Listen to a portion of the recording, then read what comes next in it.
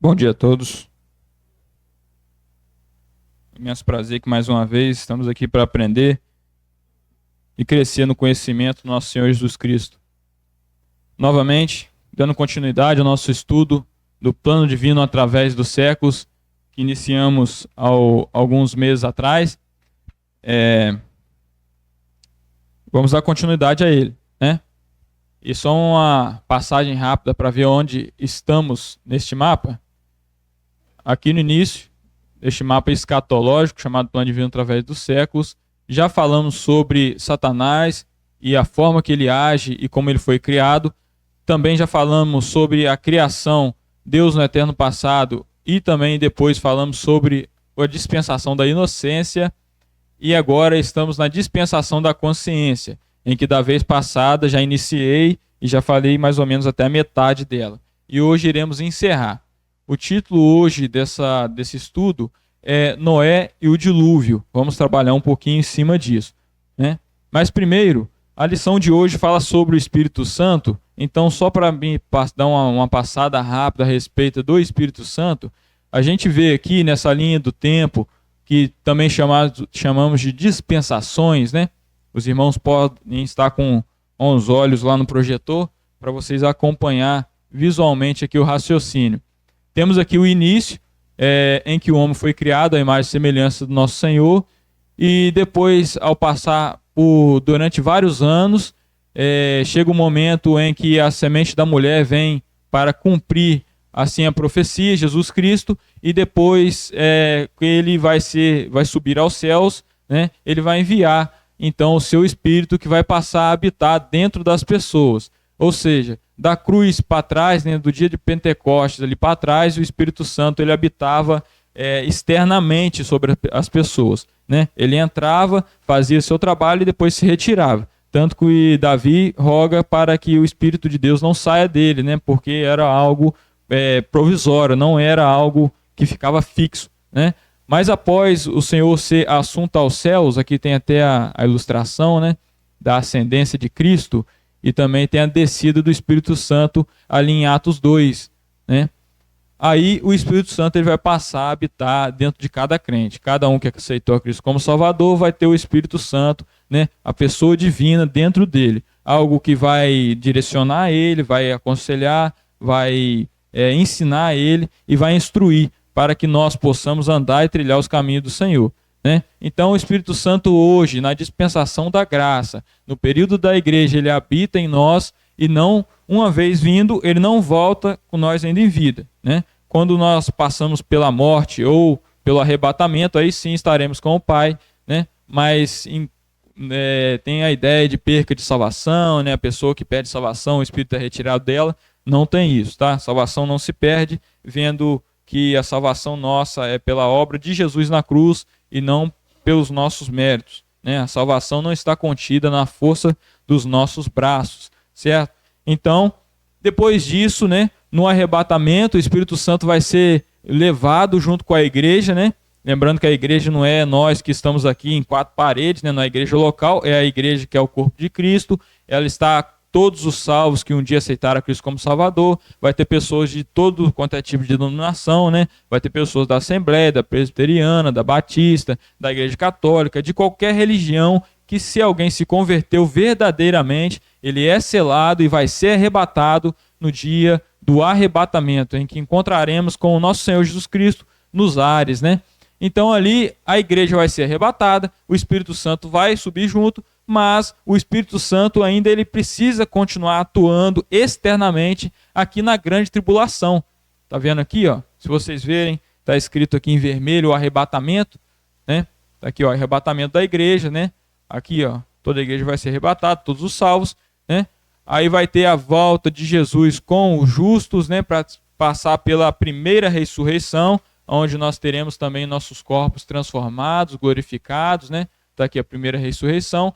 E nós iremos para o céu com o Senhor participar das bodas do Cordeiro, né? E aqui na terra ainda vai estar continuando a grande tribulação, onde ainda vai haver conversões. E apenas o Espírito Santo pode convencer o homem do pecado e do juízo, né? Da justiça. Então, o Espírito Santo, ainda na grande tribulação, vai estar atuando, mas igualmente no Antigo Testamento, externamente, certo? E depois pessoas vão ser salvas ainda na grande tribulação, visto que o povo de Deus, os judeus, né, vão ser salvos, e também aqueles gentios que também ali vão ter a oportunidade de aceitar Cristo como Salvador. Porém, os demais que ainda estão aqui no tempo da graça, escutam o evangelho e recusam, 90% de chance que ele vai ser levado a ser enganado pelo anticristo e vai seguir ele, vai acreditar que o anticristo é um Deus ou seja lá o que for, né? Mas só dando essa pincelada sobre o Espírito Santo, vamos retornar lá para a dispensação da consciência, né? Dispensação, todas as vezes já falei que o que é dispensação, né? Um período de tempo indeterminado, em que Deus vai tratar com o homem, vai dar um dever, o homem vai quebrar esse dever, então vai vir um juízo, né, de Deus. Passamos pela dispensação da inocência, em que o dever era não comer da árvore do bem, do conhecimento do bem e do mal, e eles desobedeceram comendo do fruto, e o juízo foi então a expulsão do jardim. Então, depois disso, a gente tem a dispensação da consciência, em que já vai dar continuidade na vida, né, dos seres humanos. Adão e Eva vão ter filhos, né, sendo ele Caim e Abel. Caim vai lá, mata Abel, né, por inveja, né, por ira. E depois vai ter uma linhagem, vai ter uma descendência, né, que vai partir de Sete, porque Abel morreu, mas Sete veio no lugar dele para dar continuidade àquela linhagem que haveria de vir o Messias, né? Aquele quem Deus haveria prometido em Gênesis capítulo 3, versículo 15, que esmagaria a cabeça da serpente e ela lhe feriria o calcanhar. Então, depois dessa descendência vai acontecer ali outra descendência também, né? Tem a de Sete e tem a de Caim, né? A de Caim foi aquela que seguiu, né? Que fez grandes coisas aqui na terra, né? E ela se enriqueceu, né? Vendo que na sétima geração, né, depois da linhagem de Caim, temos os filhos de Lameque, né, que foi pai daqueles que mexem com bronze, com ferro. Temos ali também Jubal, né, que foi o pai dos que moram em tendas e tem gados, né. Temos também o Jabal, aquele que é pai das harpas, né, dos que tocam música, e Naamá, representada ali como prazer carnal, né. Então, vamos dar continuidade nisso. Mas antes também quero falar novamente sobre esse projeto nosso, né, de atualização. Todas as vezes que eu venho eu sempre falo dele. É um projeto que está sendo feito com muito zelo, muito cuidado, né, com auxílio do Ismael, com auxílio também de outros irmãos, tem nos ajudado para construir e reformular, né, repaginar, atualizar as ilustrações desse mapa plano divino através do século. Mas não vamos ficar dando muita volta, porque toda vez eu sempre falo disso, tá? Mas mostrando onde nós estamos atualizando no exato momento, estamos aqui no finalzinho do mapa já, né? No finalzinho do mapa aqui, dessa versão 8.0, na 8ª versão desse mapa, atualizei o final do livro de Apocalipse, né? Atualizei essas ilustrações da Jerusalém Celeste, né? E também atualizei aqui em cima o evento do juízo do trono branco, né? Também foi atualizado. E agora está faltando só o finalzinho do mapa aqui, né? A grande tribulação, que eu já estou trabalhando nela. Tem o milênio e depois os séculos dos séculos. Então a gente está quase encerrando esse mapa e os irmãos que quiserem depois vão poder adquirir, né, gratuitamente, claro, e poder imprimir, fazer quadros, ou até quem está nos assistindo pela internet também podem estar adquirindo e ter acesso a este mapa aí na descrição deste vídeo, tá? Tem o link aí que você vai ser direcionado para ele. Então vamos lá. Sem mais delongas, vamos dar continuidade ao nosso estudo, onde paramos. Então, vou pedir aos irmãos que possam estar abrindo as suas Bíblias no capítulo 6 de Gênesis. Capítulo 6 de Gênesis.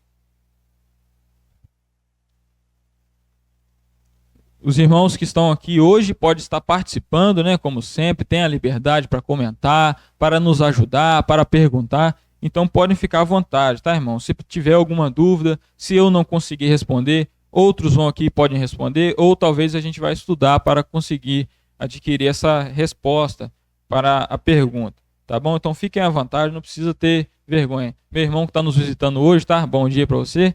É um prazer ter você aqui conosco. Então vamos lá, Gênesis capítulo 6, versículo 1, que diz assim: E aconteceu o quê? Como os homens começaram a multiplicar-se sobre a face da terra, lhes nasceram filhas. E viram os filhos de Deus que as filhas dos homens eram formosas e tomaram para si mulheres de todas as que escolheram. Vamos começar aqui, falando sobre os filhos de Deus e os filhos dos homens. Pode voltar lá para o plano divino, né? Vamos começar por aqui já. Os irmãos que vão, já sei que os irmãos já estão preparando argumentos para falar se esses filhos de Deus, ou eles são a descendência de Sete, ou eles são anjos que haveriam se relacionado com mulheres. Preparem os argumentos, né? A gente vai falar. E mais uma vez, irmão, eu vou lembrar e ressaltar aqui, eu não estou batendo o pé e nem afirmando uma coisa sem ter certeza, tá? Eu não, a respeito desse assunto de anjos aí ser ou humanos da descendência de Sete ou ser anjos, não estou afirmando, eu quero apenas apresentar essas duas linhas de pensamento, né? Eu sei que a maioria, como eu também acredito, que esses filhos de Deus aí era a linhagem de Sete, que se relacionaram com a linhagem de Caim, né? Os filhos dos homens, mas tem uma outra interpretação que tem sim base bíblica, e eu vou mostrar que esses filhos de Deus eram anjos, e eu vou mostrar para vocês. Mas os irmãos já podem ir indo lá para Mateus 22, né, onde fala que os anjos não se reproduzem no céu. Pode abrir aí os seus argumentos que vamos falar sobre isso nessa manhã, né, e vamos dar continuidade ao nosso estudo. Então vamos lá, né? Temos aqui, ó, os filhos de Deus e os filhos dos homens, certo? Após lá aquele fato, né, de capítulo 5, vai falar sobre a linhagem de Caim, todo mundo pula essas genealogias que tem na Bíblia, né? O pessoal lê apenas de Gênesis, a metade do capítulo de Gênesis, do capítulo 4 de Gênesis, né? E pula já para o capítulo 6, porque a metade do capítulo 4 de Gênesis mostra ali a linhagem de Caim, e capítulo 5 de Gênesis fala ali sobre a linhagem de Sete, né? Então o pessoal aí gosta de pular aí essas genealogias, né? Mas então aí no capítulo 6 ele já começa a falar da corrupção humana que houve, né? Houve uma corrupção humana e por isso o Senhor mandou o dilúvio. E vamos entender então o que é esses filhos de Deus e esses filhos dos homens, né? Como eu disse, as duas interpretações têm base bíblica e vamos falar sobre ela agora, tá bom? Então primeiro aqui, vamos pensar, vamos tentar analisar os filhos de Deus sendo a linhagem de Sete, tá bom? Linhagem de Sete, todo mundo conhece, Adão, Sete, né? Enos, Cainã, tá ali, ó, Meujael, Jared, Enoque, Matusalém, Lameque e Noé. Então, essa versão, essa linha de pensamento, essa primeira opção que temos para interpretar esses filhos de Deus seria essa linhagem aqui, né, de Sete, porque depois de Enos aqui, né, no final do capítulo, eu acho que no final do capítulo 3, fala que se começou a invocar o nome do Senhor, né? Eu não sei se é no final do capítulo 3 ou no final do capítulo 4, né? Aqui em Enos. Então, começou a se invocar o nome do Senhor, e é como se essas pessoas aqui que estavam invocando o nome do Senhor, estavam se mantendo firme conforme aquela promessa que foi feita no Jardim do Éden, que Deus haveria de mandar o remédio para o pecado. Essa geração aí é considerada os filhos de Deus. E esses filhos dos homens, né, nessa primeira interpretação, seria aqui a descendência de Caim, né? Então, essa geração aqui, que, entre aspas, santa, né, que buscava ao Senhor, se colocou em julgo desigual com essa outra linhagem aqui, que era a linhagem de Caim, né? Que vem Caim, seu filho Enoque, Irade, Meujael, Metusael, Lameque e depois aí seus outros 4 filhos, certo? Então vamos lá. Como a gente pode mostrar pela Bíblia que esses filhos de Deus aqui, eles eram da linhagem de Sete?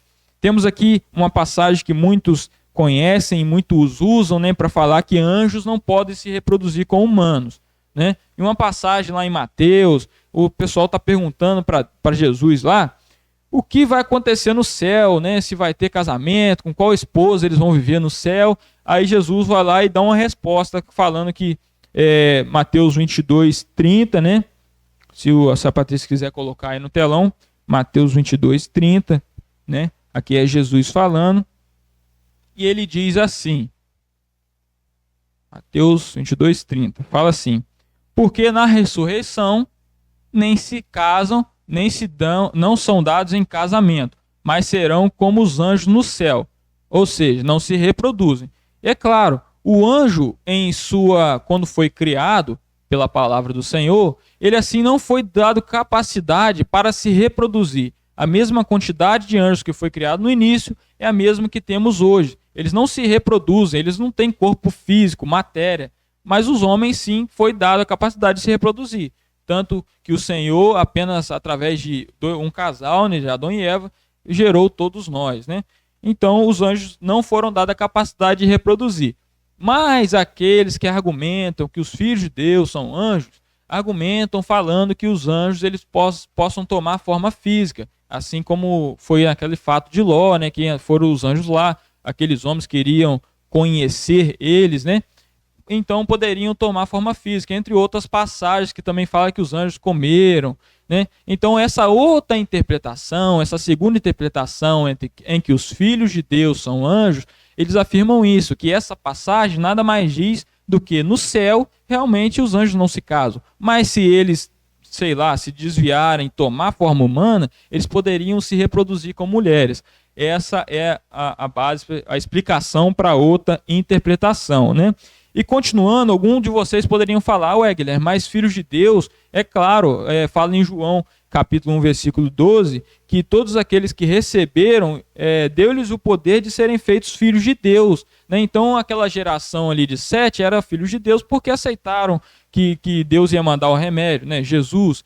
Mas nós temos que lembrar que esse tipo de pensamento em que as pessoas que seguiram a Deus e que correspondiam conforme a tua justiça, eles não tinham o pensamento que eram filhos de Deus. Tanto que no Antigo Testamento você não encontra nenhuma vez alguma pessoa ou uma linhagem sendo chamados de filhos de Deus. Você não encontra. Você não vai aparecer na Bíblia falando Davi era filho de Deus. Você não encontra isso. Tanto que esse pensamento que nós somos filhos de Deus, ele só foi passar a começar, né? Ele só foi começar a ter esse pensamento assim a partir da morte de Cristo, no Novo Testamento, aí que vem o Evangelho de João e já nos fala isso, que nós temos o direito de ser filhos de Deus porque cremos em Jesus. O próprio Jesus, coitado, quando ele falava que ele era filho de Deus, o pessoal falava, você está falando que você é filho de Deus? Você está se fazendo como Deus. E ficava os fariseus, né, os doutores da lei, ficaram ainda falando mal dele, né? E aqui está a passagem, aqui embaixo, aqui, ó. Em João capítulo 5, 17, fala assim: e Jesus lhe respondeu, mas meu pai trabalha até agora e eu trabalho também.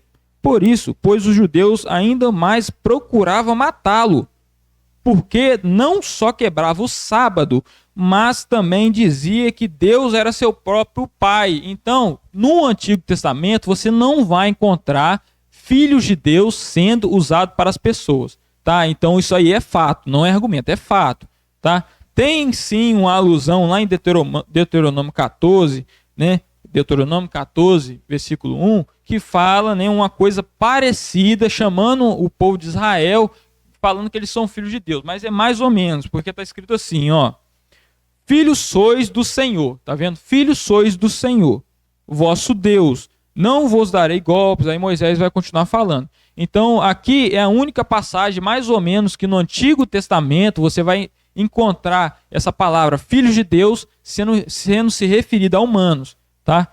Então, esses aí são os argumentos. Mas continuando aqui, temos mais argumentos, né? Então, seria os filhos de Deus a descendência de Sete ou seria anjos? Vamos continuando aqui, ó.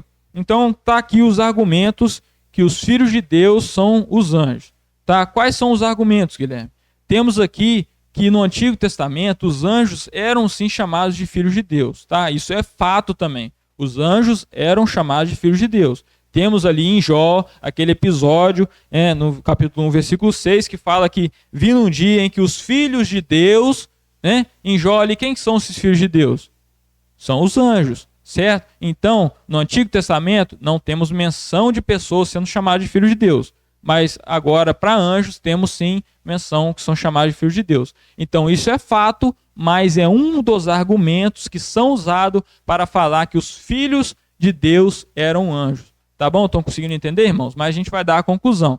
Novamente, não precisa pensar assim, não, o Guilherme está trazendo uma heresia para a igreja, caso você pense que não tem como os anjos se multiplicar. Mas eu estou apenas apresentando vocês argumentos e mostrando que é sim compatível e tem como sim tirar da Bíblia que esses filhos de Deus podem ser anjos. Tem sim.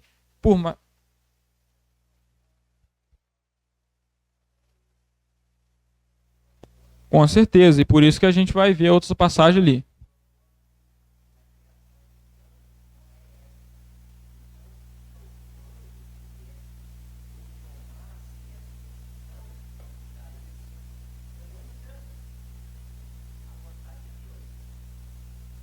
Assim como os anjos também não foram feitos para ser demônios, mas aqueles que seguiram a Satanás viraram demônios. E aqui nós temos umas passagens na Bíblia que fala de anjos aprisionados no abismo porque deixaram a sua habitação natural. E nós vamos ver isso. Então, o que seriam esses anjos aprisionados? Né? Não poderia ser demônios, porque se todos os demônios estivessem presos, então não estaria aí no mundo. Né? E também não tem como ser Satanás preso agora, porque sabemos que ele será preso no milênio. Né? Mas vamos ver, vamos devagar, vamos conseguindo entender aqui.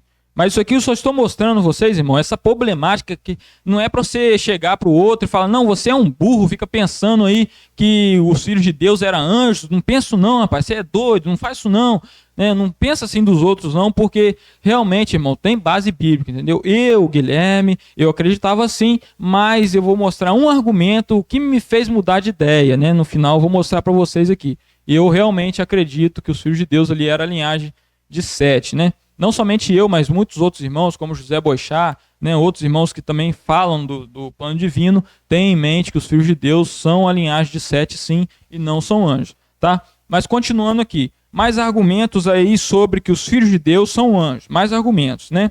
Tem esse argumento, né, que eu já falei, né, que os filhos de Deus, ninguém era chamado de filho de Deus no Antigo Testamento, isso só foi dado para nós após o Novo Testamento, né?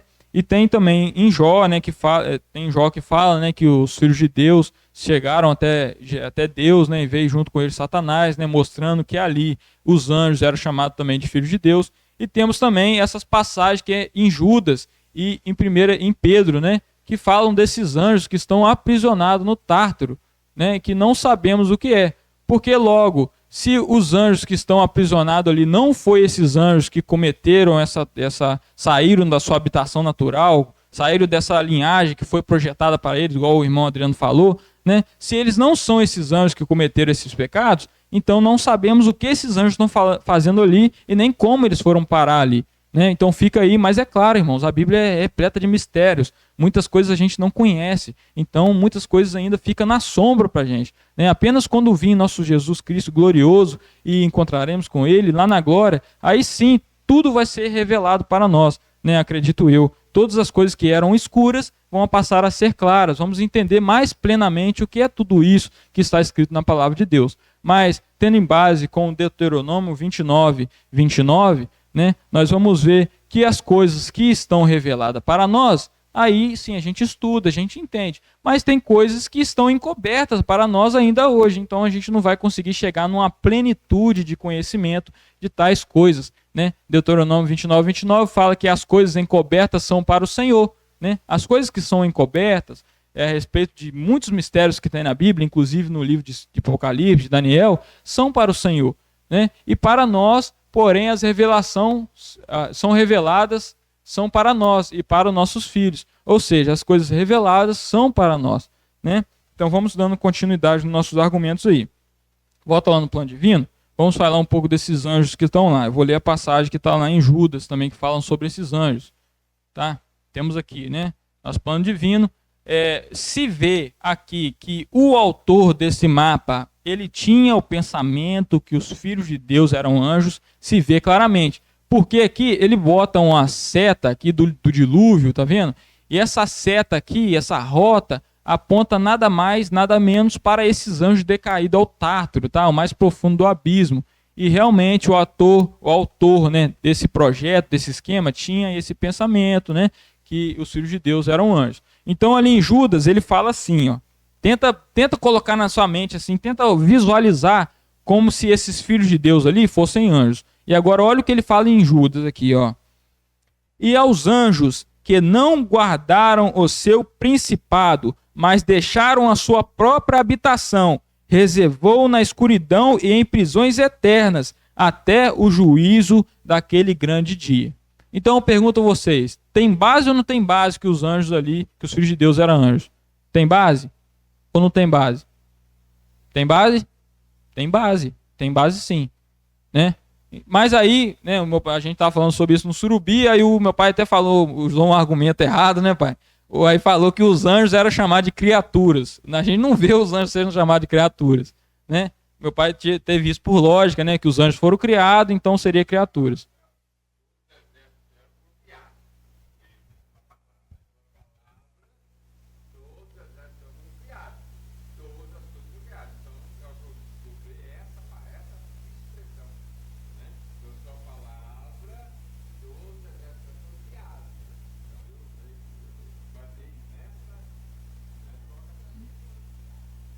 Isso, foram criados, assim como Adão e Eva também foi criado, né? Como, mas tipo assim, o que eu estou argumentando aqui é que você não vai ver uma passagem assim, as criaturas de Deus, os anjos, tal. Você não vai ver, entendeu? Os anjos é se referido como filhos de Deus, não como criaturas. Por mais que eles foram criados, é lógico. Assim como Adão e Eva também foram criados, né? E também se eles aceitaram quer dizer, aceitaram a Cristo não, né? Acreditaram naquela promessa, e claro que eles acreditaram, eles não sabiam, mas eles poderiam ser, sim, filhos de Deus, né? Mas então, vamos dar continuidade aqui. E vou mostrar para vocês. Então, nós vemos, né, que os dois lados, se a gente fala que esses filhos de Deus aqui são homens, são descendentes de Sete, tem base, e aqui eu acredito. E se a gente fala que são anjos, também tem base. Mas por que, Guilherme, você mudou de ideia e qual é o argumento que te convenceu? Eu vou falar para vocês. Meus irmãos, a gente vê que tem duas linhagens. Tem uma que adora o Senhor e busca ele, e a outra que não. Quando chega no dilúvio, apenas Noé é salvo. Se fosse os anjos se relacionando com os homens ali, então eles estariam se relacionando até com a linhagem do Senhor e só sobrou a Noé, né? Mas se como só Noé e seus filhos e suas noras, né? Pode falar.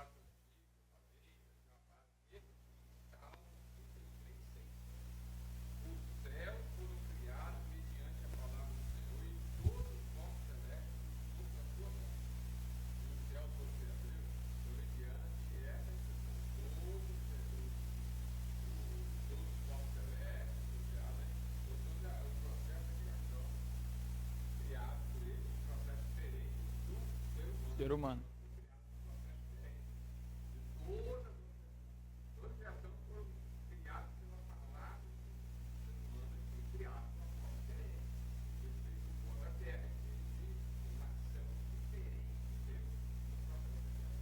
Foi uma coisa mais trabalhada, né?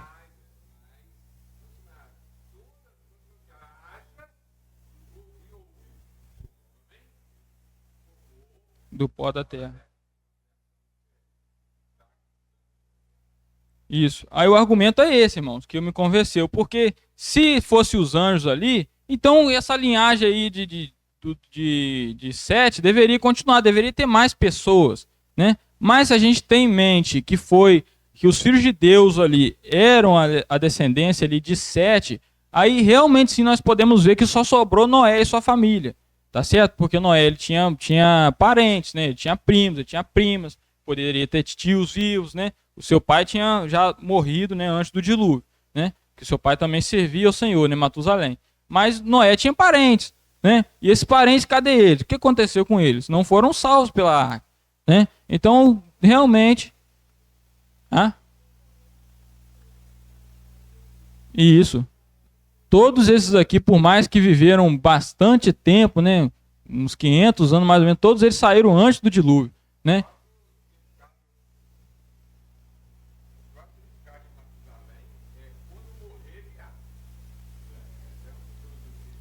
Matusalém morreu no mesmo ano do dilúvio, parece, né? No mesmo ano do dilúvio.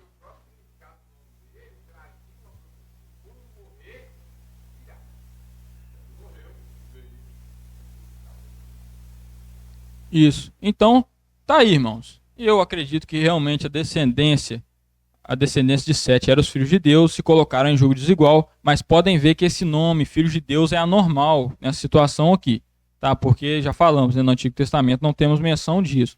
E também tem esses anjos aí que deixaram sua habitação, que não sabemos o que foi isso direito, tá? Porque se a gente coloca os filhos de Deus, pode falar, então.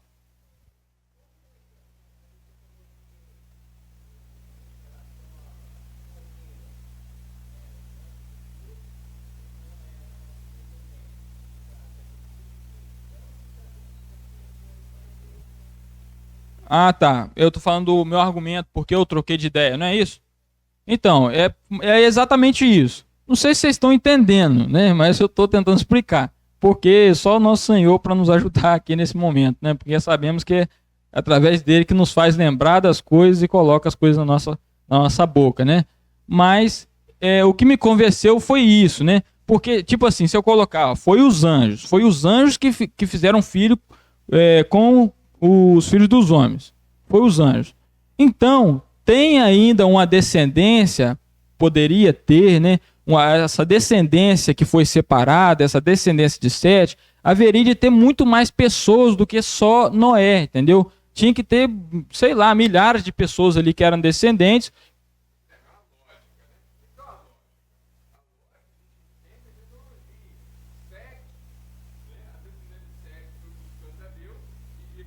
Está dizendo uma separação. Caim, mas só que eles interagiam comercialmente. Interagia. Então eles foram distanciando. Quando eles se envolveram como marido e mulher, eles se misturaram. Se misturaram. Isso é uma lógica. Se misturaram e começaram a se corromper. Se misturaram e sobrou só Noé, entendeu? Isso É aí. isso que é. Porque as propostas dos filhos de Caim, eles são fantásticas. É as mesmas propostas que a serpente fez com Eva. Qual lá a proposta lá? Naamã, o que Tubal-Caim criou, o que Jubal criou, o que Jabal criou. É um atrativo para todo morador dessa terra. Todo morador dessa terra. Então, houve essa junção. Essa junção corrompeu todos. Todos foram corrompidos por essa mesma busca de Tubal-Caim, de Naamã, de Jubal e de Jabal. Que é dinheiro, fama, prazer, né? Isso é nítido. Então houve essa junção. Com certeza. Houve essa junção. Essa junção dessa raça custou o dilúvio. Isso. Né? E essa teoria de anjo e essa interpretação, ela nasce mais de 200 anos através do judaísmo, através o judeu, da sua totalidade, ele tem essa visão. Os ensinos judaicos vão trabalhar em cima dessa visão aí, que os anjos que tiveram relação. Isso, até a mitologia grega trabalha muito isso, com a ação de deuses com o humano, né? Criou até o Thor, né? Que é o filho de um deus com uma humana, né? Então a mitologia grega trabalha muito com isso, de Deus e humanos se relacionar sexualmente, né? Mas se você for ver a trajetória, a estrutura bíblica, não consegue mostrar isso pra gente. Você vai ver os capítulos 4 e o capítulo 5 vai falar falando das linhagens. E o capítulo 6 vai concluir isso aí. E aqui, irmãos, eu botei aqui esse aí, é Mário Persona, muitos devem conhecer ele, né? Muitos vídeos dele são fantásticos, ainda mais falando sobre perca de salvação, né? Ele tem umas posições que são muito boas e aconselho os irmãos que tiverem mais dúvidas sobre esse assunto, busquem. Pode falar, minha irmã.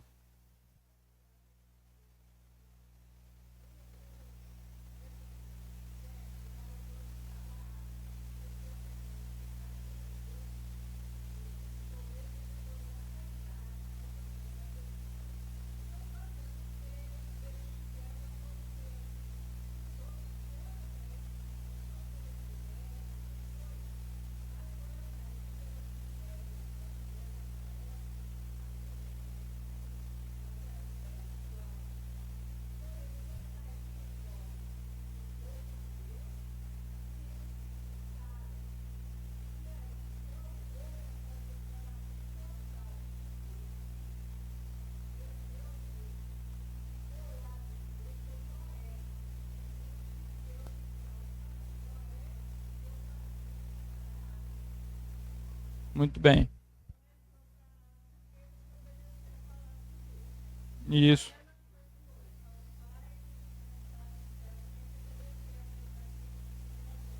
Correto. Isso. Morreram pelas águas, né? Pois então, como... Então vai de novo, pode falar.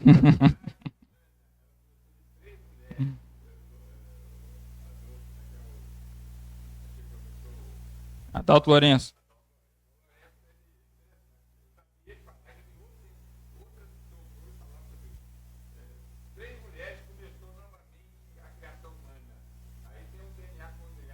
Ele passa da mãe para o filho. É o mitocondrial. Então, passa da mãe para o filho, isso é ciência. Passa da mãe para o filho, e só existe 3. Por que existe 3? 3 variações. Só 3 variações, porque você tem 3 mulheres novamente. Os filhos dos filhos de Noé casou com 3 mulheres diferentes. Então, esse DNA, ele passa só a mãe que transmite o filho. E só existe 3 variações. Por que isso? Porque a vida começou em 3 mulheres novamente. Morreu Eva, morreu a descendente de Eva e deu sequência nas 3 noras do negócio. Tá? Será que a gente está nessa fase aí de dilúvio? Só para gente, isso é ciência. Mas vou mostrar uma coisa para vocês disso também. Mas então, irmão, só recomendando de novo, vai lá na descrição desse vídeo, tem o link em que o Mário Persona ele vai trazer argumentos sobre esse fato dos filhos de Deus.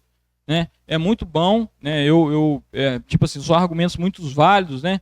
E também, como meu pai também falou, os judeus têm a interpretação que os filhos de Deus são anjos, tá? Não só os judeus, né, a maioria deles, mas também temos aí o princípio da igreja também tinha uma interpretação dessa. Porém, nós sabemos, não é só porque os judeus acreditam numa coisa que vamos acreditar. Tanto que os judeus não acreditam em Cristo e nós acreditamos, né? A maioria deles, né? Então, passando disso, né? Vocês vão lá depois, se quiser pesquisar mais sobre esse assunto dos filhos de Deus e dos filhos dos homens. Vamos agora continuar aqui o nosso estudo, né?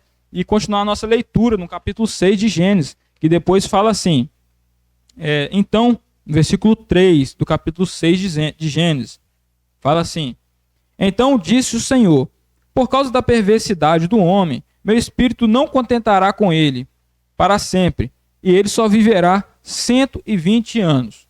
Mais uma vez aqui, outro problema de interpretação que varia entre o pessoal. Esses 120 anos, eles eram aí a data de construção da arca, ou seja, o Senhor chegou para Noé, anunciou para ele e deu 120 anos até chegar o dilúvio? Poderia ser essa interpretação. Outra interpretação seria que esses 120 anos seria a idade média do povo após o dilúvio. Né? Depois do dilúvio, você lembra que o pessoal antes do dilúvio, né, os antediluvianos, viviam 900 anos, 600 anos, 700 anos, 800 anos, bastante tempo. Aí alguns têm em mente que esses 120 anos aí seria o limite, né, o limite máximo ou o limite médio da idade do pessoal. Então tem essas duas interpretações e eu conheci mais uma, né, através dos estudos com o irmão Sil Ximenes, né? Ele tem uma outra interpretação em cima desses 120 anos, que é uma interpretação que eu não vou saber bem explicar, mas aqui eu vou dar uma pincelada nela, né? Vamos passando rápido porque pretendo terminar também essa dispensação no dia de hoje, se assim o Senhor permitir. Então vamos lá, esses 120 anos aí, eles eram o tempo que demoraria para haver um dilúvio? Ou seja, né, aqui fala aqui, ó, e ele só viverá 120 anos. Ou seja, será que o Senhor Deus está falando aqui sobre o pessoal que estava vivo quando ele trouxe essa mensagem para Noé, que seria o tempo de 120 anos até chegar o dilúvio? Né? Temos argumentos, né, temos argumentos para isso, mas, né, passando para outras interpretações, seria os 120 anos como tempo de médio de vida após o dilúvio? Seria essa a interpretação mais correta? Eu realmente, entre as 3 que eu vi, eu não tenho uma que eu bato o pé, porque realmente aqui tem argumentos e é complicado, né? Então nem tudo na Bíblia, as coisas que são escuras, a gente não consegue afirmar com certeza e com clareza. Mas os argumentos aqui para que seria a idade média do pessoal, só tem um problema. Depois do dilúvio, o pessoal ainda, muitos continuaram a viver muito tempo, né? O pessoal continuou vivendo muito tempo, né? Pelo menos os que são citados na Bíblia. Por exemplo, aí, a gente tem Isaac, né? Veio muito depois do dilúvio, viveu 180 anos, muito mais do que 120 anos. Nós temos Jacó, viveu 147 anos, bastante tempo, né? Temos Moisés, que viveu exatamente 120 anos, mas sabemos que Moisés morreu a todo vapor, né? O homem estava firme, estava forte ainda. Ele morreu justamente porque o Senhor não permitiu entrar na terra prometida, né? E temos aqui os descendentes de Sem, né? A gente tem aqui Noé, temos o filho dele Sem. De Sem é que veio os judeus, dos judeus que veio Jesus. Então, no capítulo 11 de Gênesis, ele fala sobre a linhagem de Sem. E todos ali, todos viveram muito mais do que 120 anos. E viveram depois do dilúvio. Então, essa ideia que 120 anos seria o tempo limite para o homem, que o humano não ia passar mais de 120 anos, também tem as suas implicações contrárias na palavra de Deus, né? E temos essa terceira interpretação que o irmão Silvio passou, né, que é uma que eu achei mais complexa, é que seria 120 anos, a idade que o homem ainda teria condição de se arrepender. Vou explicar novamente. 120 anos seria o tempo máximo, médio mais ou menos, que o homem ainda poderia se arrepender. Por exemplo, hoje diz a Bíblia que acima dos 70 anos seria o que? Cansaço, né? Seria enfado.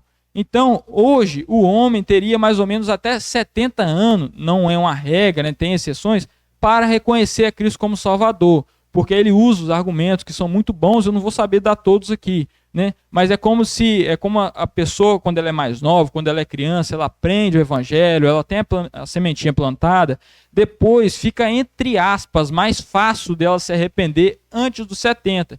E se ele não fizer isso antes dos 70, quando passar dos 70, ele vai ser difícil, né? Porque já está um cara matuto, já é difícil, com as suas convicções firmadas, vai ser difícil ele aceitar o Senhor. Então, aqui é como se esses 120 anos fossem esse tempo aí, limite, para o homem aceitar, né, o chamado, aceitar a Deus ali, né? Mas tem essa explicação, né? Como eu disse, eu não vou saber explicar, dar todos os argumentos dela, mas essa aí foi o que eu consegui entender, né, dessa explicação dele. Pode falar, irmão.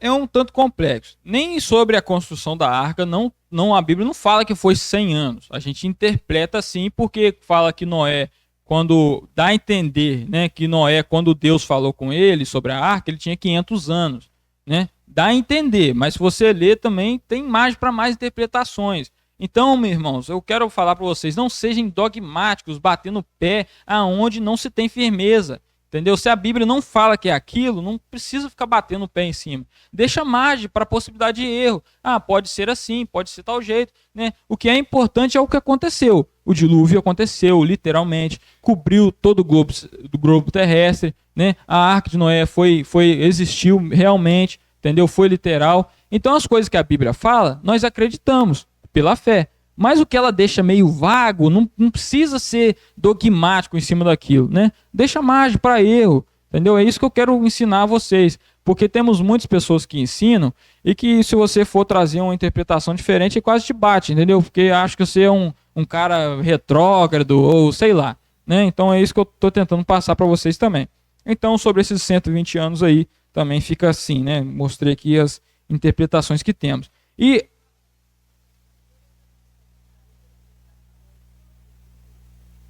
então,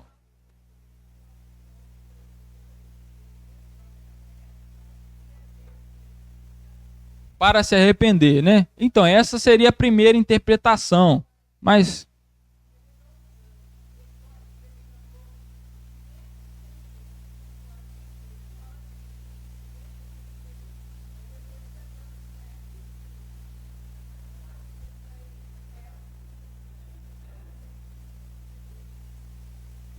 cada um vai ter uma interpretação, como eu disse. Tem argumentos, Mas é o que eu estou falando para a gente não ser dogmático, entendeu? De desprezar a opinião do outro, entendeu? Porque a gente não sabe, realmente não fala claramente as coisas, né?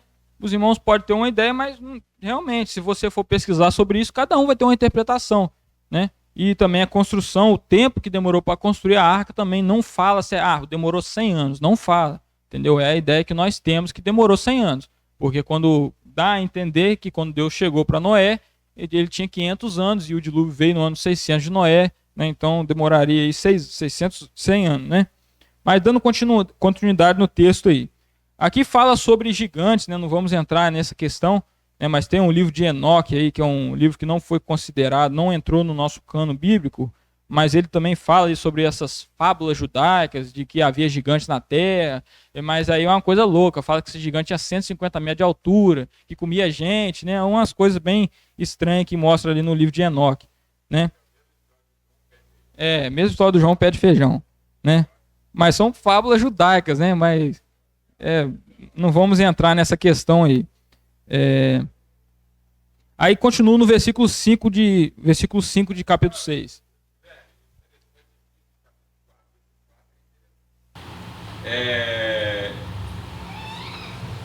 Os filhos de Deus entraram aos filhos dos homens, e delas geraram filhos, e estes eram os valentes que houve na antiguidade, e os varões de fama.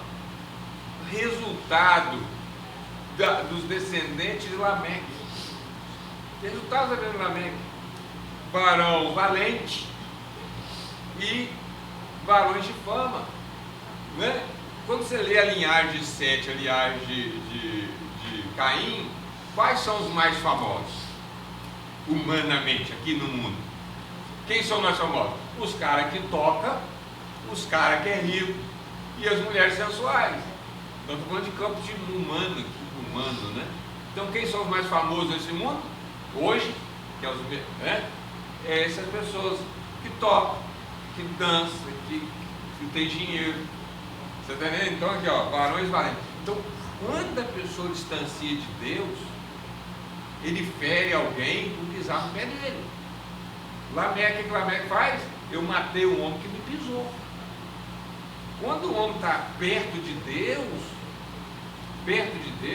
ele tem atitude de compaixão, de humildade, oferecer outra face, né? Então, o resultado está aqui. Esse versículo 4 é muito interessante para a interpretação do versículo 1. Ele é muito interessante, né? O resultado dessa união de pessoas não temente a Deus vai buscar o quê? Fama nesse mundo, valentia nesse mundo, resultado que consequentemente destruiu a humanidade no sentido do seu caráter e fez com que viesse de novo. Pois então, irmãos, tem muitas coisas que poderíamos extrair a mais desses textos, mas o nosso foco aqui é falar sobre o plano divino e essas dispensações. Então, se a gente ficar demorando 2, 3, 4 estudos na mesma dispensação, ele meio que perde o sentido, porque eu estou tentando mostrar o total para vocês, o máximo, né? Eu não estou indo por sequência, em versículo em versículo. Mas com certeza os irmãos podem ficar à vontade para comentar e será da vontade do Senhor. Se a gente não conseguir terminar hoje, a gente termina no próximo, tá bom? Deixa na vontade do Senhor, né? Então vamos continuando. Ao continuar aí, a gente vê mais uma questão aqui que muitos se perdem nesse versículo, né? No versículo 6 fala que então arrependeu-se de ter feito o homem sobre a terra, e isso cortou-lhe o coração. Se arrependeu. E aí? Números 23 fala que Deus não é homem para que se arrependa. E aí? Ele se arrependeu ou não se arrependeu? Né? E vamos ter uma explicação que vocês vão conseguir entender. Então, vamos conseguir entender.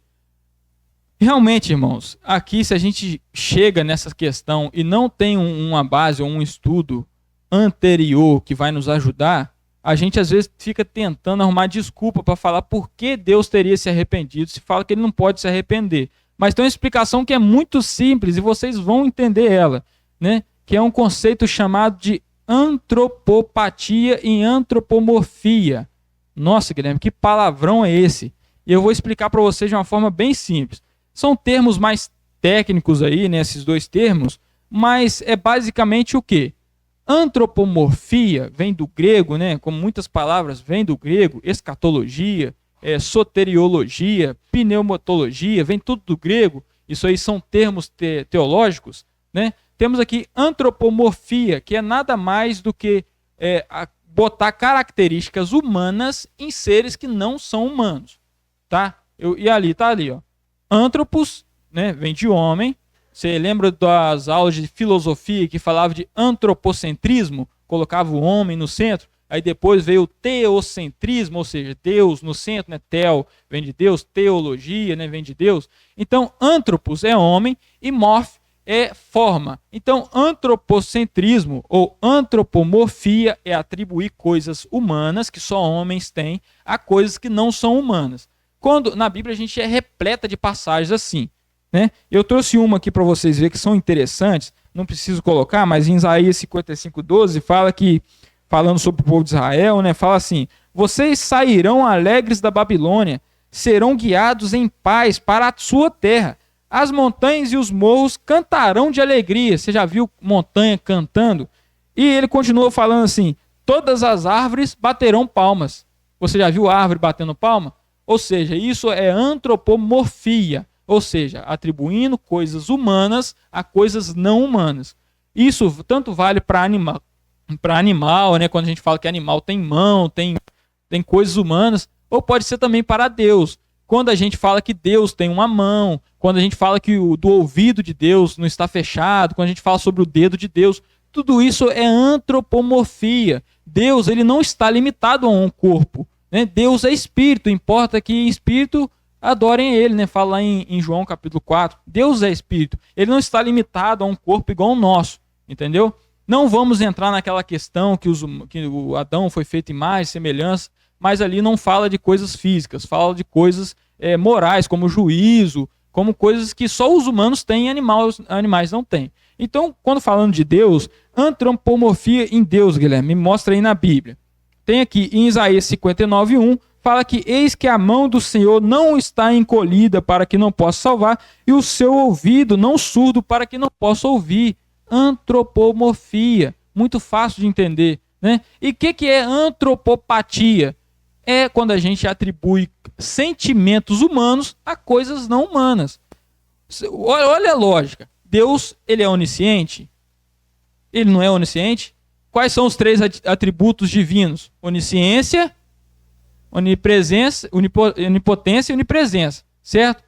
Ele é onipresente porque está em todos os lugares, é uma coisa que nem cabe na nossa mente, está em cada pessoa, em cada átomo, em cada cantinho dessa terra, seja lá na África, nos matinhos se mexendo, ou seja na China, né, num cachorro lá, ele conhece tudo, todas as coisas acontecem por causa dele, não cai um fio de cabelo que não seja da permissão dele, então ele é onipresente, ele é onipotente, ou seja, tem todo o poder, ele é onisciente. Ele não conhece o passado, presente e futuro, ele conhece tudo como um todo, ele já sabe o que vai acontecer. E isso não é como a gente, vamos colocar assim, pai, você sabe que vai acontecer uma coisa, vou te falar. Sua sogra vai morrer no dia tal. Não sorri de alegria, não. Aí você, tipo assim, você já sabe que ela vai morrer naquele dia, mas quando chega lá, você vai se entristecer, você vai chorar, entre aspas, né, pai? Porque eu não sei se vai... Mas... Então, Deus não é assim, não é saber lá do futuro. Não, Deus ele já está no presente, ele já está no futuro, ele está no passado. Deus ele é sempre eterno, ele é eterno, ele está em todas as dimensões. Ele está além do espaço-tempo do ser humano, ele está além do tempo. Antes de haver a criação, não existia tempo, porque o tempo só pode haver se tem matéria, né? Então ele está além do tempo, ele é eterno, ele não tem um início nem tem fim, ele sabe de todas as coisas. Então, vão por mim. Se alguém que sabe de todas as coisas, como Deus, ele vai se entristecer com alguma coisa, ele vai se arrepender, ou seja, vai voltar atrás no que ele fez, não tem como. Então, esse arrependeu-se aqui é nada mais do que antropopatia, para demonstrar, para tentar entender um Deus tão supremo e altíssimo com palavras que nós conseguimos entender. Então, ele se arrependeu aqui, antropopatia. A Bíblia é repleta de passagens que falam sobre isso, né? Antropopatia é a mesma coisa, antropo do homem e patia, né, de sentimento, né? Patos aqui, né? tem a telepatia, né, que é sentimento à distância, tele de distância e patia de sentimento, né? Tem telepatia, tem outras palavras também que vêm do grego. Mas então vocês conseguiram entender, irmãos? O escritor aqui, para tentar mostrar um Deus que é tão grandioso, tão maravilhoso, que é incompreensível para nós meros humanos mortais, ele atribui a Deus formas humanas, sentimentos humanos. Quando fala que Deus se irou, quando fala que Deus se alegrou, porque Deus ele está acima de tudo isso. Ele não tem como acontecer isso com ele. Tem outras passagens que falam aqui sobre antropopatia em Deus, né? A gente tem aqui, Êxodo 32:14, que fala assim, ó, então o Senhor arrependeu-se do mal que dissera que havia de fazer ao seu povo. Mais outra passagem falando que Deus se arrependeu. Tem outras passagens também, como em Gênesis capítulo 8, né, um pouquinho mais à frente, fala que então Deus se lembrou de Noé. Não, pensa comigo, Deus só tinha Noé na arca, no mundo todo mundo já tinha morrido, só tinha Noé e sua família, e Deus se esqueceu dele. Só tinha eles no mundo, como é que Deus iria se esquecer, gente? Então isso é tudo aqui é antropopatia, né? Fácil de entender. E quando a gente entende isso, logo não precisa ficar tentando arrumar argumentos ou desculpa porque aquilo aconteceu, né? Então, continuando, eu espero que todos entenderam sobre isso, né? E aqui, mais para frente aqui, temos, continuando falando, né, sobre Noé. Eu não vou ler a passagem para a gente poder acelerar, mas depois fala aqui que Noé achou graças aos olhos de Deus. Noé achou graças aos olhos de Deus. E por isso que ele achou graça, ele foi dada essa aliança que foi feita com ele, que ele não seria destruído, nem ele nem sua família. Ele achou graça aos olhos de Deus, né? E é interessante a gente ler a continuidade aqui, ó. A continuidade aqui no versículo 8 de Gênesis 6 fala assim: Noé, porém, o Senhor mostrou benevolência. Ou na outra versão que a gente usa, né? Noé, porém, achou graça aos olhos do Senhor. Estas são as gerações de Noé. Aí vai falar sobre as gerações dele. E depois fala aqui, ó, a terra, porém, estava corrompida diante a face de Deus. Mais uma vez aqui, antropomorfia, face de Deus. Quando falava que Moisés falava ao Senhor face a face, ele não tem uma face, chegou para Moisés e botou a cara para ele. Né? Não é literal, é coisas que a gente faz para tentar explicar um Deus tão grande. Né? Então aqui mais uma vez ele fala sobre antropomorfia, né? Que fala que a terra estava corrompida aos olhos de Deus e cheia de violência. Ao ver como a terra se corrompera, pois toda a humanidade havia se corrompido a sua conduta, Deus disse a Noé: darei fim a todos os seres humanos, porque a terra encheu-se de violência por causa deles. Eu os destruirei juntamente com a terra. Você, porém, fará uma arca. E ele vai dar as ordens da arca. Ou seja, Noé foi um homem que foi contrário a toda aquela moda, a todo aquele caminho que o povo seguia. Noé, ele era luz em meio às trevas. Ele achou graça aos olhos do Senhor. Ele não foi salvo aqui porque ele fazia coisas boas, mas primeiramente ele achou graça aos olhos do Senhor. Foi por graça também, né? Então Noé, ele foi diferente dos outros. Ele não se corrompeu juntamente. Pensa hoje como seria o mundo todo corrompido, assim, não de forma que a gente vê, porque o mundo está corrompido, mas uma corrupção muito além disso, envolvendo perversidade, essas coisas, né? E Noé seria um cara que segue a Deus, ainda mais porque ele não tinha uma Bíblia, porém, escutou da própria boca dos antepassados a respeito da história da criação, né? Porque Adão teria morrido 150 e poucos anos apenas antes de Noé nascer, entendeu? Então, Noé, ele foi um diferente. E assim também devemos ser diferentes nos dias de hoje. Nós devemos andar avessos a este mundo, porque somos peregrinos, forasteiros, estamos aqui de caminhada para a terra prometida, que é os céus, né? Estamos aqui de passagem. Então tudo que vamos fazer, devemos mostrar Cristo nas nossas ações, né? Um testemunho, devemos ser como Noé, né? E aqui mais para frente, né, eu coloquei aqui, ó, a esposa de Noé concordou com ele, porque, digamos, se Deus mandou Noé construir uma arca, que era uma coisa doida para aquela época, os familiares dele tinham que concordar, a sua esposa. Porque imagina Noé com uma esposa que não concordava com ele fazer aquilo. Ô mulher, cheguei aí com a ideia de construir uma arca que Deus mandou. Não, mas você não vai fazer isso, você está ficando doido, vai gastar nosso dinheiro, nosso tempo fazendo uma arca. Então a esposa de Noé concordou e incentivou ele naquilo ali, né? E tem uma passagem muito interessante, né, que eu ia falar mais sobre esses assuntos, mas em Provérbios 21:9 fala que é melhor viver num canto sobre o telhado do que dividir a casa com a mulher briguenta, né? Então vemos que a mulher de Noé, assim como as esposas que estão aqui, ajudem, apoiem os seus maridos a seguir a Deus, né? Não é apoiar em qualquer coisa também, porque seu marido é humano, pode buscar coisas da terra, mas apoie e incentive ele a cumprir o propósito que Deus propôs para a gente, como a esposa de Noé apoiou ele na construção da arca, que foi uma ordem divina, certo? E temos aqui também os parentes de Noé não foram salvos, né? Como já falamos, a salvação ela é individual para cada pessoa, né? Não é só porque você é filho de crente, ou porque sua avó é crente, ou porque sua mãe é crente que você vai ser salvo, de maneira nenhuma, né? Como vimos, Noé, ele tinha parentes, ele tinha primos, ele tinha sobrinhos, ele tinha tios, e esse pessoal foi parar onde? Na condenação, foram todos mortos afogados. Por quê? A salvação ela é individual, ela independe do seu parente. Se o seu pai é crente, não pensa você que vai ir para o céu. Se sua avó é crente, não pense você que vai ir para o céu.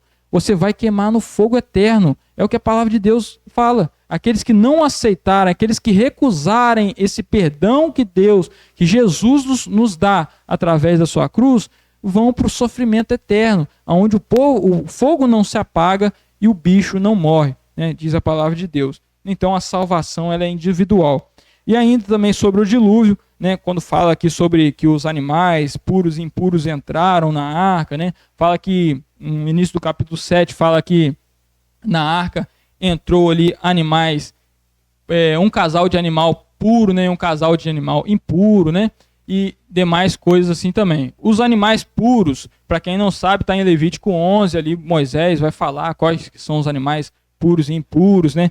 Aqui fala que de todos os animais que vivem na terra, estes são os que vocês poderão comer. Qualquer animal que rumina, cujo casco seja fendido e partido em dois, vocês não poderão comer aqueles que só rumina ou não só tem casco fendido. Ou seja, ele está dando regras para mostrar qual que é puro e qual que é impuro. Então, na arca de Noé entrou um casal de animal impuro e 7 casais de animais puros. Por quê, Guilherme? Por que entrou isso tudo? Porque a gente vê que Noé, quando desceu da arca, sacrificou animais ao Senhor. E foi animais puros. Se tivesse só um casal, né, de cada um, ele teria matado ali os únicos animais daquela espécie que haveria de entrar, né? E também uma coisa interessante, entraram também 7 casais de aves. As aves não eram só os puros e impuros que foi separado. Das aves, entraram todas de 7 casais.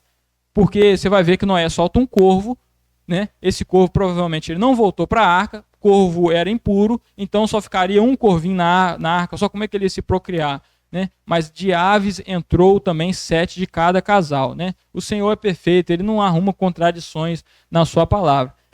Irmãos, quão magnífico é a palavra do Senhor e quantas coisas tem a nos ensinar, maravilhas a respeito desses assuntos, né? E a gente vê também sobre a misericórdia de Deus, como nosso irmão bem lembrou, o Senhor ainda após a construção da arca ter ficado pronta, né? A arca estava pronta, ainda ficou 7 dias com as portas abertas, um tempo de misericórdia, assim como hoje o Senhor ainda está com as portas abertas para que possa salvar aqueles que ainda não o conheceram como Salvador.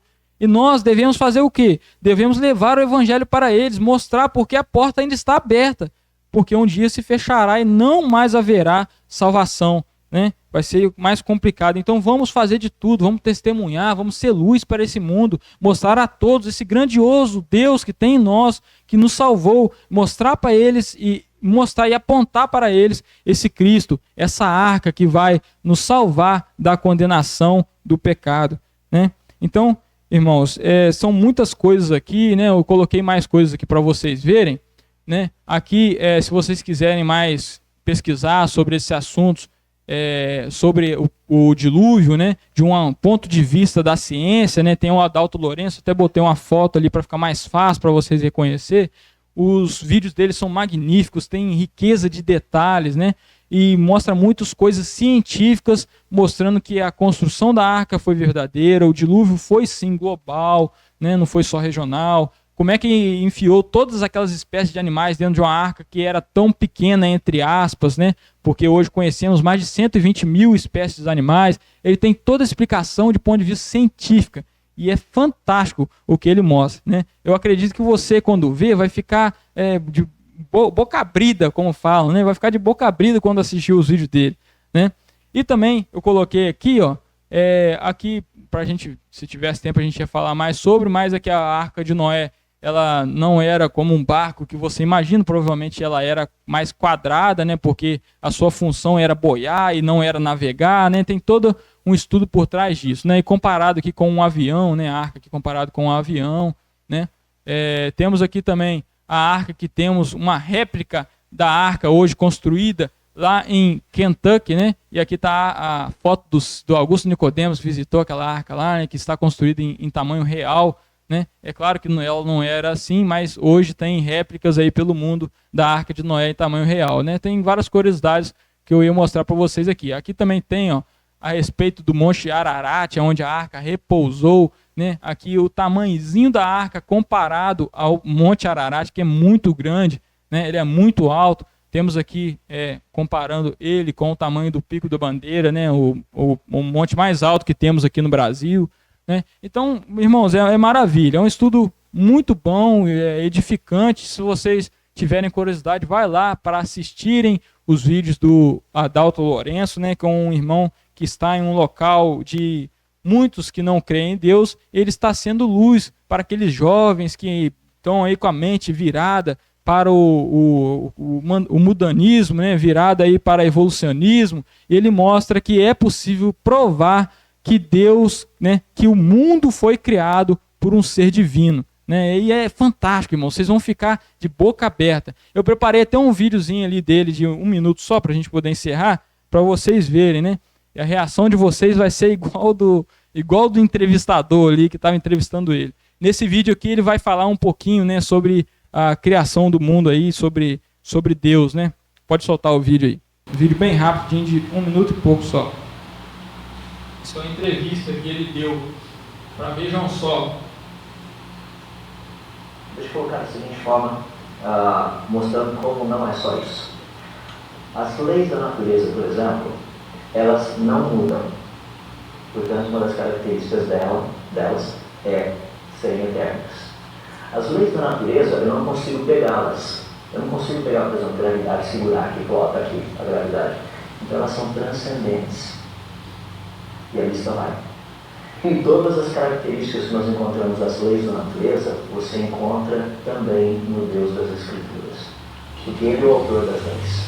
Ele colocou nas leis algumas das suas características. Interessante. Nunca tinha ouvido isso. Não somente isso, as pessoas vivem perguntando, falando assim, mas todas as religiões por aí dizem que o Deus delas teria criado o universo, a vida e tudo mais. Fala, isso não é possível. Porque é muito fácil provar quem é o Criador. Por exemplo, vamos analisar a natureza de uma forma geral, tá? Tempo, passado, presente e futuro, 3 em 1. Espaço, largura, altura, profundidade, 3 em 1. Base da matéria são os átomos, prótons, nêutrons e elétrons, 3 em 1. Base dos prótons e dos nêutrons, 3/4 em cada um deles. Estados básicos da matéria, sólido, líquido e gasoso. Quem estuda música tem melodia, harmonia e ritmo. Você encontra 3 em 1 em todo lugar. Da onde vem a ideia de 3 em 1? Credo, doutor, está me assustando. Não é fascinante? Porque o Deus das Escrituras, o Criador, Então, irmãos, espero que, se vocês tiverem curiosidade de assistir ao Adalto Lourenço, né, vocês vão ficar igual o apresentador ali. Que loucura, porque a explicação dele, os argumentos que ele usam, é realmente fantásticos, né? Então, irmãos, para a gente encerrar, eu agradeço a presença de todos, né? E mais uma vez agradeço também a oportunidade que se me deu de estar aqui falando mais um pouquinho sobre o plano divino, e que do próximo estudo a gente já vai estar falando sobre a dispensação do governo humano, né? Que é a terceira dispensação, a próxima. Vai falar ali sobre a Torre de Babel, né? E, irmãos, então que o Senhor Deus abençoe e possa usar dessa palavra para ir de encontro aos seus corações, né? Que nós possamos ser luz para esse mundo de escuridão, né? Que o Senhor abençoe a todos. Amém.